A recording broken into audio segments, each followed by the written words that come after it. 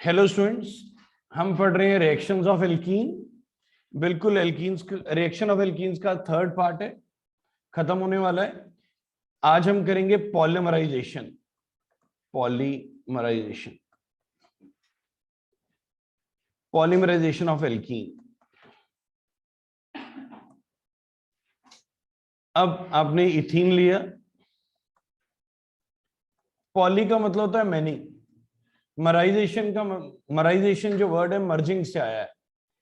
Poly merging, बहुत सारी चीजों का मर्ज हो जाना, बहुत सारी चीजों का मर्ज हो जाना, दैट इज कॉल्ड पॉलीमर। मर वर्ड एक और जगह से भी आया है, मोनोमर। ये छोटी चीज को मोनोमर कहते हैं। अब मैंने इथीन का मॉलिक्यूल कई बार लिख दिया, हम 2-4 बार लिख सकते हैं। वैसे ये हजारों बार होता है, लाखों बार होता है, मिलियंस ऑफ टाइम्स, ऐसे चलता जाएगा।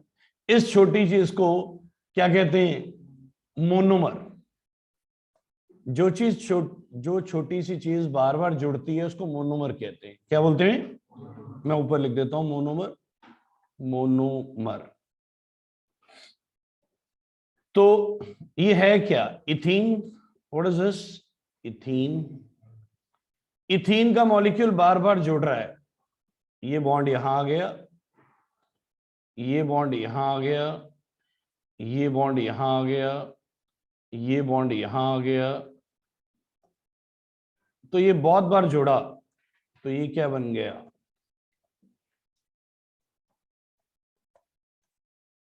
ऐसे बन जाएगा ये, और ये चलता ही जाएगा एंड सो ऑन। तो ये बन गया पॉलीइथीन। पॉली किससे बना था? ये इथीन से बना था ना। इथीन को बार बार जोड़ा तो पॉलीथीन बन गया। हम पॉलीथिन कहते हैं, पंजाबी से पॉलीथिन कहते हैं। ये पॉलीथिन नहीं है, पॉलीइथीन है। क्या है? ये हमने अपने आप ही मिसकंसेप्शंस क्रिएट कर ली हैं। हम इसे पॉलीथिन, THIN कहते हैं। है क्या ये? अब जैसे डॉक्टर के पास जाते हैं, कहते हैं शुगर चेक कर दो। रियलिटी में शुगर नहीं होती, वो ग्लूकोज होता है। वो एक मिसकंसेप्शन क्रिएट ही होगी जी। चिपकाने वाली चाहिए चीज चाहिए तो जी फेविकोल दे दो। फेविकोल, फेविकोल तो ब्रांड है, चिपकाने वाली चीज को तो एडहेसिव कहते हैं। ये मिसकंसेप्शन हो गई। अब कई जगह पे टूथपेस्ट चाहिए, वो टूथपेस्ट नहीं बोलते, वो बोलते हैं कॉलगेट दे दो। वो ब्रांड ही ऐसे बन गया, मींस वो मिसकंसेप्शन कह लो, या जो चीज पहली बार आई उसी पे नाम पड़ गया। ये क्या है? Poly ethene. इसको छोटे तरीके से कैसे लिखते हैं वो समझा रहा हूं। इतना बड़ा नहीं लिखते होते, छोटा कैसे लिखते हैं? CH2 double bond CH2, how many times? n times. ये बनेगा CH2 CH2, इधर भी बॉन्ड, इधर भी बॉन्ड, ये ब्रैकेट है, और इधर n टाइम। ये जो इतना बड़ा नीचे रिएक्शन लिखा हुआ है, इसको शॉर्टकट में ऐसे लिखते हैं। शॉर्टकट नहीं, it is a correct method. नीचे वाला बड़ा है, आप पहली बार कर रहे हैं तो मैंने बड़े तरीके से लिख के दिखाया कि आपको समझ आए। ये इतना बड़ा रिएक्शन जो नीचे लिखा गया है, उसको प्रिसाइज वे में कैसे लिखते हैं? जो ऊपर लिखा गया है। सर ऊपर वाला 100% करेक्ट है, नीचे वाला तो वैसे है। एक स्टोरी बुक उठाई, घोड़ा आ रहा है, दगड़ दगड़ दगड़ दगड़ दगड़ दगड़ दगड़ दगड़, बाकी पार्ट अगली बार। Are you getting the point? लिखना कैसे है, समझना कैसे है? क्या आपके ब्रेन में व्यू क्लियर है? तो ऊपर वाला कौन सा है? Poly ethene. क्या है? What is this? Ethene. What is this? It is a monomer. What is a monomer? जो छोटा सा मॉलिक्यूल बार बार जुड़ के बड़ा बन जाए। मैं डेफिनेशन भी लिखा दूंगा। Write on the reaction please, write on the reaction please.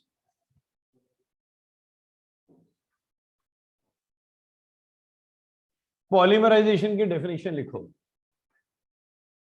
It is a process It is a process. It is a process when a large number of small molecules,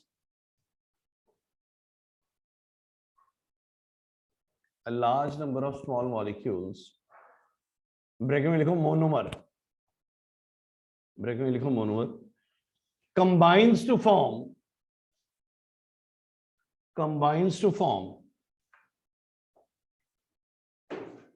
a large molecule, combines to form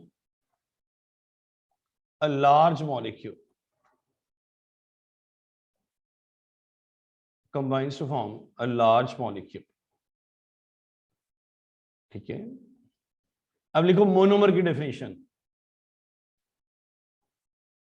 monomer की definition.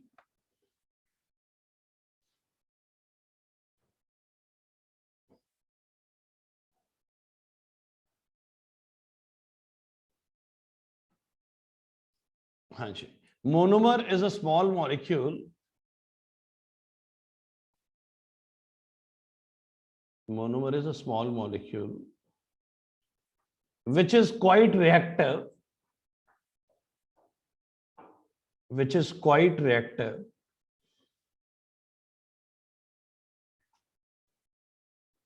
combines again and again,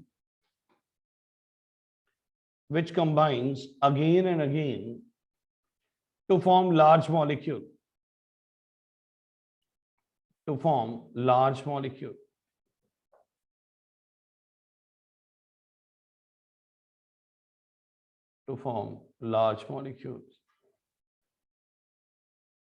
clear हो गया बेटा?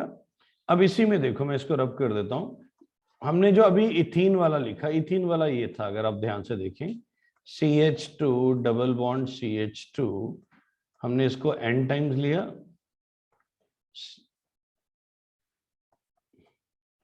ये bracket, ये bond आ गए दोनों side पे, CH2 single bond CH2, bracket डाल के कितनी बार, ये था इथीन, ये था पॉलीथीन।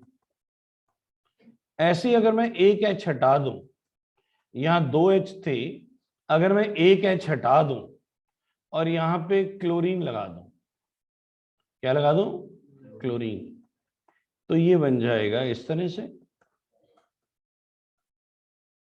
ये बन जाएगा, इधर Cl आ जाएगा, how many times, n times.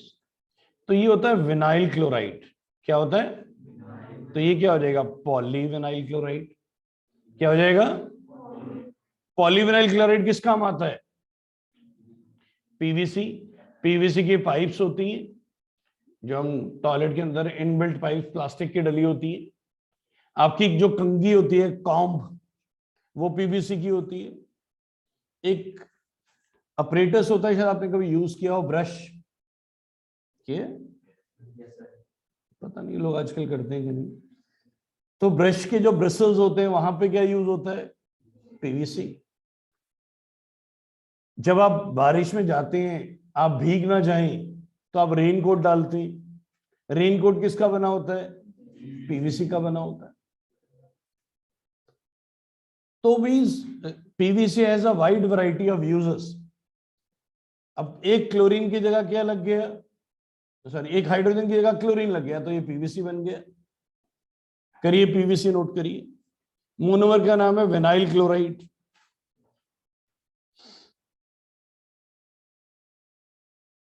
अगर वैसे देखना चाहें, अभी हमने क्या किया, इथीन किया, अगर ऐसे ही मैं एक H हटा दूं यहां से और क्या लगा दूं, CH3, ये क्या बन गया, प्रोपीन। क्या बन गया, तो ये भी पॉलीमर होता है n टाइम्स। ये पॉलीप्रोपाइलीन बन जाता है। क्या बन जाता है, ऐसे बहुत सारे पॉलीमर्स होते हैं। अब सिलेबस रिड्यूस हो गए, पॉलीमर चैप्टर आपके सिलेबस से रिमूव कर दिया गया +2 में। हो सकता है कोविड ठीक हो जाए, अगले साल फिर वापस आ जाए। आपके सिलेबस में 21 पॉलीमर्स हैं +2 में। कितने, वो कुछ नहीं होता, एक दिन लगता है, बेंच पे खड़ा करना होता है, सारे याद हो जाते हैं। ठीक है, ये मैं एग्जांपल्स दे रहा हूं, हमारे +1 के सिलेबस में है। अभी क्या है, आर्टिकल। +2 में क्या है, चैप्टर। बात समझ आ गई, क्लियर है, नोट करने की जरूरत नहीं है। आइए अब हम लास्ट रिएक्शन कर रहे हैं एल्कीन्स का। Reaction with H2SO4, reaction with H2SO4। अब देखिए H2SO4 वैसे तो एसिड एसोसिएट होता है, रुक जाइए देखिए पहले, जनरली एसिड एसोसिएट होता है, यस और नो। एसिड एसोसिएट नहीं करना रिएक्शन में एल्कीन्स के साथ, इसको ऐसे करना है, H2SO4 will give H positive plus SO3OH। SO3 book में ऐसा भी लिखा होता है HSO, जस्ट वेट, बुक में ऐसे भी लिखते हैं OSO2OH। एनसीईआरटी पूरी जान लगाती है ना टफ कैसे करना है। लिख, सबसे इजी क्या होता है वैसे, SO3OH लिखें, जिसे हम क्या बोलते हैं, सल्फोनिक एसिड। क्या बोलते हैं, पर एनसीईआरटी कैसे लिखती है, OSO2, नहीं एक O ज्यादा आ गया, एक O ज्यादा आ गया, इसको हटा दीजिए ऐसे करके O। अब ठीक है कि नहीं, अभी एक O आना था, ठीक कर रहे थे यार, मैंने रवनी जी की तरफ ध्यान चले गया मेरा। ठीक है रवनी जी, बात समझ आएगी नहीं, वो ऐसे लिख देते हैं तो बच्चा कंफ्यूज हो जाता है, पर एनसीईआरटी इज गॉड, गॉड कभी गलत नहीं होता। तो याद क्या रखना है, H2SO4 कैसे डिसोशिएट हो रहा है, H प्लस OSO2OH। अगर याद ना आए तो क्या लिख लेना, वो SO3OH इज 100% करेक्ट। इसको सल्फोनिक एसिड कहते हैं, पर एनसीईआरटी वाला कुछ इस तरह से लिख रहा है। बोलिए समझ आया है।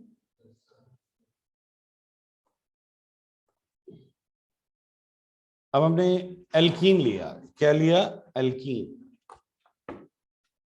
एल्कीन ले लिया ये वाला CH3CH डबल बॉन्ड CH2, इसमें क्या डाल दिया, H2SO4। अब मुझे बताइए, दो पार्ट हो गए, H and OSO2H। Negative part कौन सा होगा भैया, H तो पॉजिटिव होता है तो ये नेगेटिव पार्ट होगा। तो नेगेटिव पार्ट डबल बॉन्ड के किस कार्बन के पास जाता है, जिसके पास हाइड्रोजन ज्यादा या कम। तो यहां पे क्या जाएगा, OSO2OH, और यहां पे क्या जाएगा, H। तो ये 3 हो जाएगा, 3 हो जाएगा। यहाँ 2 था ना, यहाँ पे क्या हो जाएगा 3, और यहाँ पे क्या लग गया, OSO2OH। बोलिए समझ आया है, इज इट टफ। तो जल्दी से नोट कर लीजिए इसको।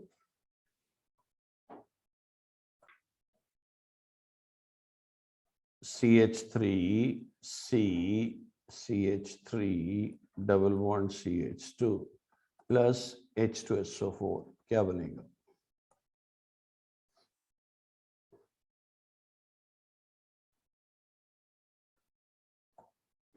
करिए इसे सॉल्व करिए।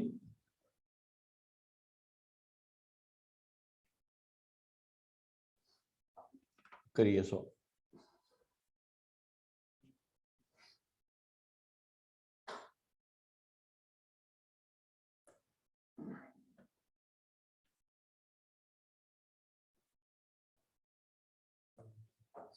हाँ जी हो गया,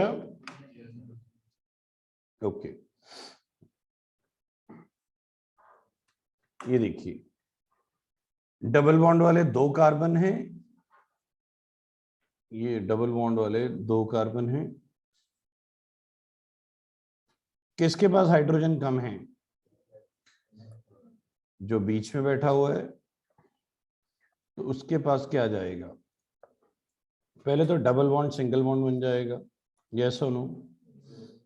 और इस कार्बन के पास क्या जा रहा है, क्योंकि हाइड्रोजन कम है तो इधर लगेगा OSO2OH, और यहाँ पे क्या लगेगा, H लगेगा, तो यहाँ पे कितने H हो जाएंगे, 3। बोलिए समझ आ गया, ये किस रूल को ऑबे कर रहा है, मार्कोनिफ को। क्लियर हो गया, can we shift to the next one. Okay, ये यहां पे हमारे खत्म हो जाते हैं रिएक्शंस ऑफ एल्कीन। क्या खत्म हो जाते हैं, रिएक्शंस ऑफ एल्कीन। ठीक है, अब हम करने लगे हैं फिजिकल प्रॉपर्टीज ऑफ एल्कीन। क्या करने लगे हैं, फिजिकल प्रॉपर्टीज ऑफ एल्कीन।